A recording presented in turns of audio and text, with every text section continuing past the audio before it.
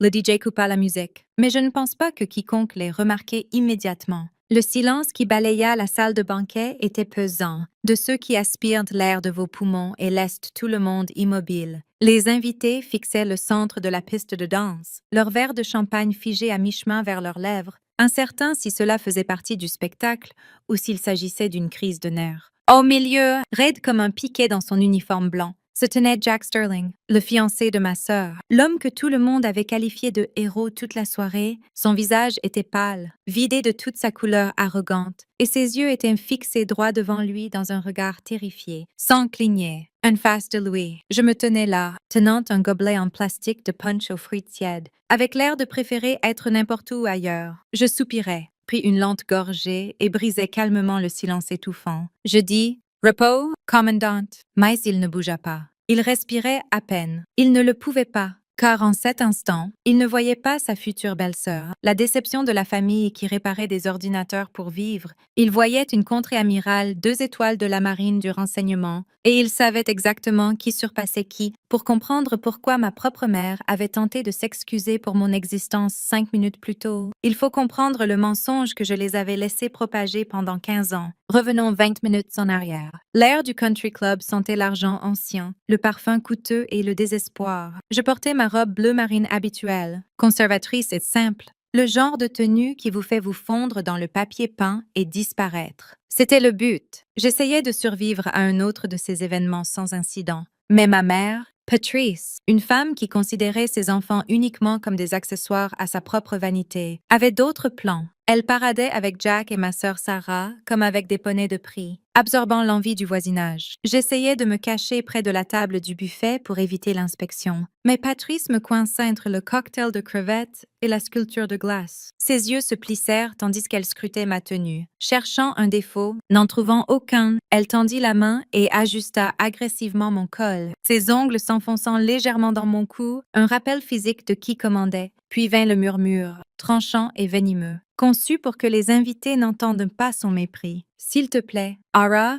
siffla-t-elle à travers un sourire plaqué et faux. « Jack est un SEAL, c'est un guerrier. Il a vu des choses que tu ne pourrais pas comprendre. Ne l'ennuie pas avec tes petites histoires de saisie de données. » Je la fixais, sentant cette vieille brûlure familière dans ma poitrine. Elle continua, sa voix baissante encore. « Contente-toi de hocher la tête et de sourire. Laisse Sarah briller aujourd'hui. Dieu sait qu'elle est la seule à nous donner un héritage dont on puisse parler. » J'ai failli rire en plein visage. C'était tragique, vraiment. Pendant une décennie, je les avais laissés croire que j'étais une technicienne IT de bas niveau, réparant des imprimantes et réinitialisant des mots de passe dans un sous-sol quelque part. C'était plus facile que d'expliquer les habilitations de sécurité ou les déploiements classifiés. Elle me regardait avec tant de pitié, pensant que j'étais envieuse de l'insigne trident de Jack. Elle ne savait pas que les ordres envoyant son équipe au feu passaient généralement d'abord sur mon bureau. Elle pensait protéger un héros de guerre d'une fille IT ennuyeuse. Elle n'avait aucune idée qu'elle était sur le point d'introduire un loup à un dragon. Pour ma mère, ma vie était un vide, un manque distinct d'accomplissement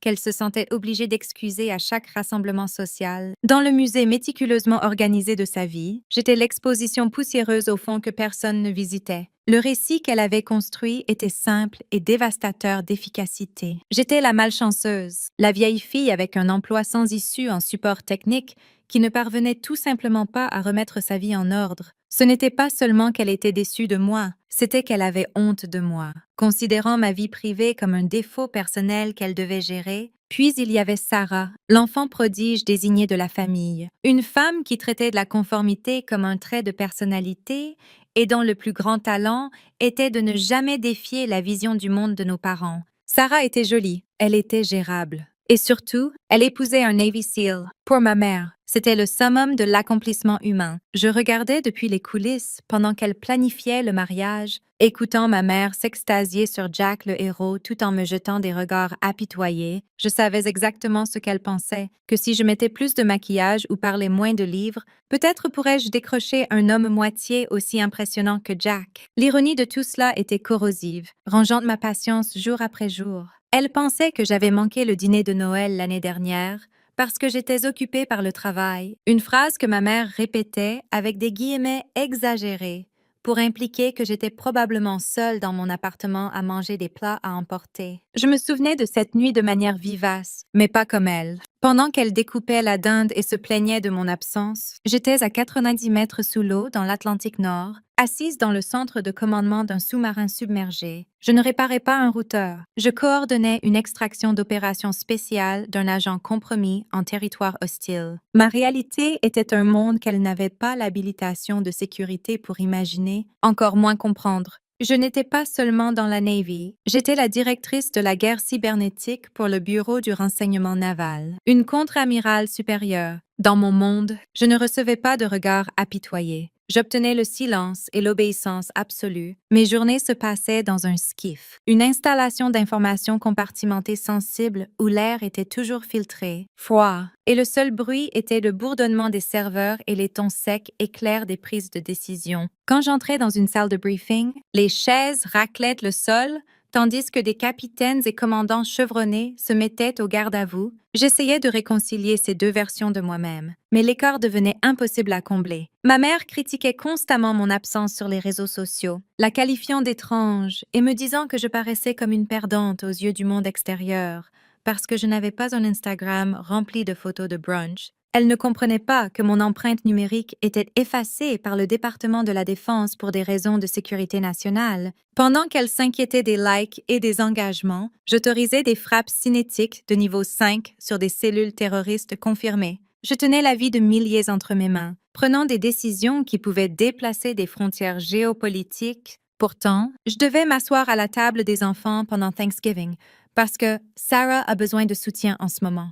La friction atteignit son paroxysme quand les invitations à la fête de fiançailles furent envoyées. Je vis le nom sur la carte, Commandant Jack Sterling, et je ressentis un choc froid de reconnaissance. Je ne le connaissais pas seulement comme le fiancé de Sarah, je connaissais son numéro de service, ses scores d'entraînement et toute son histoire opérationnelle. J'avais personnellement approuvé ses 3 derniers ordres de déploiement. J'avais examiné les rapports d'après-action de son temps dans la Corne de l'Afrique. Pour ma famille, il était un guerrier mythique. Pour moi, il était un atout dévastateur d'efficacité sous mon autorité de commandement. Je débattis de sauter la fête entièrement. Cela aurait été le choix facile, feindrer une autre urgence au travail, rester dans l'ombre et les laisser avoir leur soirée. Mais ensuite, je pensais à la façon dont ma mère m'avait regardé plus tôt cette semaine, à la façon dont elle avait soupiré et dit « Essaie de ne pas nous embarrasser. Ah Lara !» C'était le point de bascule. Je réalisais que me cacher ne me protégeait plus. Cela les encourageait. Je savais quelque chose qu'elles ignoraient. Jack Sterling était un professionnel, et chaque professionnel dans la Navy connaît le visage de la directrice de la guerre cybernétique. Mon portrait officiel était accroché au mur de la chaîne de commandement à sa base de Coronado, le fixant chaque jour où il entrait au quartier général. Je vérifiais mon reflet dans le miroir du couloir avant de partir. Lissant la simple robe bleu marine que ma mère détestait tant, je n'apportais pas mon uniforme,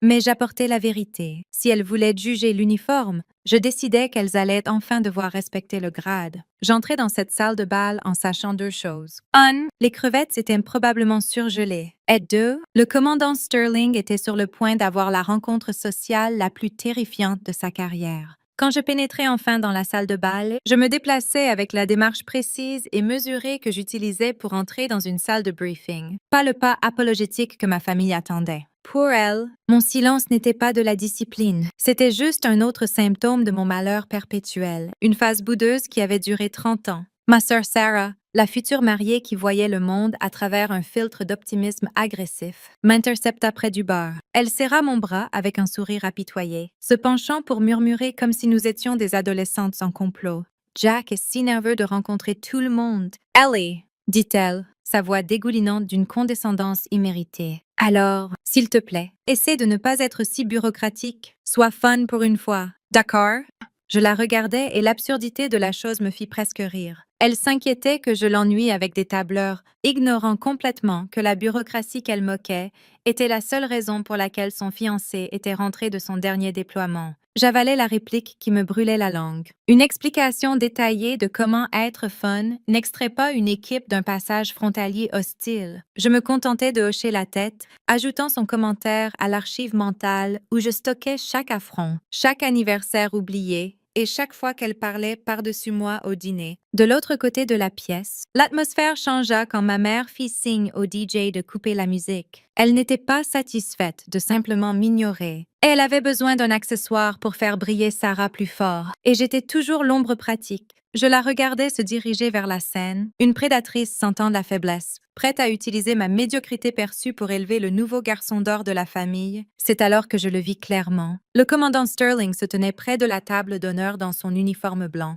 Mes yeux allèrent instinctivement à sa poitrine, cataloguant les rubans, Croix de la Navy, cœur pourpre, et le ruban de campagne pour la Corne de l'Afrique. Mon pouls ralentit. Je connaissais ce ruban parce que j'avais autorisé les paramètres de mission pour l'opération Sable Rouge. Je n'étais pas une étrangère. J'étais la commandante tactique qui avait été la voix dans son oreillette. Une personne normale se serait cachée dans les toilettes pour éviter la scène. Mais tandis que je regardais ma mère s'avancer, quelque chose en moi se durcit. Je ne battis pas en retraite. Je marchais au centre de la pièce, joignis mes mains derrière mon dos et écartais mes pieds à largeur d'épaule. Un subtil passage de sœur à officier. Maman tapa sur le micro. Ses yeux brillants d'anticipation d'un roast public. Elle s'éclaircit la gorge, se préparant à creuser ma tombe. Au lieu de cela, elle creusait la sienne. La voix de ma mère retentit dans les haut-parleurs, légèrement déformée par le système sonore bon marché, mais son ton était limpide. Elle me désigna d'un geste mou et dédaigneux de la main, comme si elle pointait une tache sur le tapis. « Et voici !» annonça-t-elle, son rire tintant comme du verre brisé. Notre fleur tardive. Elle travaille avec des ordinateurs dans un back-office de la Navy quelque part au fond d'un sous-sol. Je suppose. Elle pausa pour l'effet, attendant les rires polis de la foule, et quand elle les obtint, elle enfonça le couteau plus profondément. Peut-être que tu pourras l'aider à réparer son imprimante un jour. Jack, nous sommes si embarrassés qu'elle n'ait même pas pu s'habiller pour une soirée si importante. Mais vous savez comment c'est. Certaines personnes n'ont tout simplement pas cette étincelle. Je restais immobile, laissant l'humiliation me submerger une dernière fois. C'était un poids familier, la même lourdeur que j'avais ressentie quand elles avaient oublié ma remise de diplôme universitaire, la même froideur que quand elle m'avait demandé de m'asseoir au dernier rang au mariage de ma cousine pour ne pas gâcher les photos. Je regardais Jack se tourner vers moi, un sourire poli et conditionné plaqué sur le visage, prêt à serrer la main de la fille IT et à jouer le petit jeu de ma mère. Il paraissait détendu, confiant, jusqu'à ce que nos regards se croisent. Le changement fut instantané, violent et absolu. C'était comme regarder un disjoncteur sauter derrière ses yeux. Le sourire poli disparut, remplacé par une expression de pure terreur primale que je n'avais vue que sur les visages d'officiers juniors ayant commis des erreurs catastrophiques. La couleur ne se contenta pas de quitter son visage. Elle s'enfuit, le laissant cendreux contre le blanc stark de son uniforme. Il ne voyait plus la sœur ennuyeuse de sa fiancée. Son cerveau avait contourné le cadre social et engagé les protocoles d'urgence profonds inculqués pendant le BUDS. Il reconnut l'intensité spécifique de mon regard. Le même regard qui le fixait chaque matin depuis les photos de la chaîne de commandement sur le mur à Coronado. Sa main se relâcha. Le verre en cristal de scotch qu'il tenait glissa entre ses doigts et se brisa contre le parquet. Le bruit explosa comme un coup de feu dans la pièce silencieuse. Personne ne bougea. Avant même que le verre ne se pose, le corps de Jack se raidit, littéralement, en une position rigide d'attention. Sa colonne vertébrale se redressant comme électrifiée, l'air quitta la pièce. Puis il aboya, sa voix se brisant avec le volume utilisé pour percer le bruit du combat. Amiral sur le pont. Sa main vola à son front dans un salut si tranchant qu'il vibrait d'adrénaline. Contre-amiral Kent. Madame, cria-t-il, fixant 1 millier de mètres à travers mon front, la sueur pelante instantanément sur son front. Je ne savais pas. Je n'avais aucune idée que vous étiez là.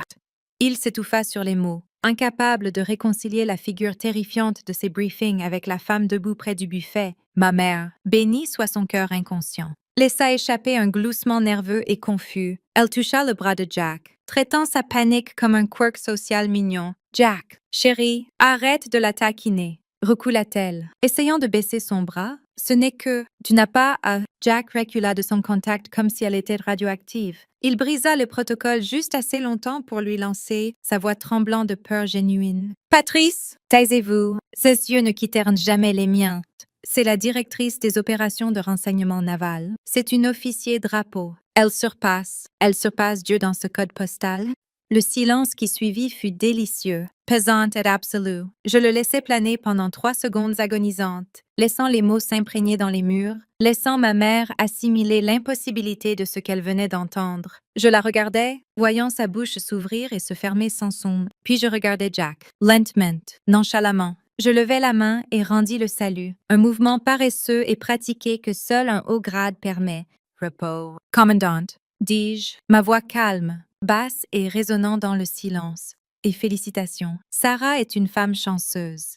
Jack ne se détendit pas. Il resta au garde à vous, transpirant abondamment, avec l'air de vouloir traverser les lattes du plancher. Merci, amiral, murmura-t-il. Le silence dans cette pièce était pesant. Ce n'était plus le silence de la confusion, c'était le silence d'un paradigme en train de basculer. Ma mère me regarda et, pour la première fois, elle ne vit pas sa déception. Elle vit ce que la Navy des États-Unis voyait, l'autorité. Le silence se brisa rapidement, remplacé par une bousculade frénétique, des gens qui ne m'avaient même pas regardé de toute la soirée. Ma tante, les amis de ma mère, des cousins éloignés, se pressaient soudain en avant, des noms jaillissants. Essayant de réseauter avec une officier drapeau, je ressentis un froid élan de vindication, regardant la hiérarchie sociale s'effondrer en temps réel. Le commandant Sterling, cependant, était en détresse génuine. Il trébucha en avant, murmurant frénétiquement. « Amiral !»« Madame, je suis tellement désolée. Suis-je en violation des protocoles de fraternisation? Je n'avais aucune idée de votre identité. Ma fiancée est ma... »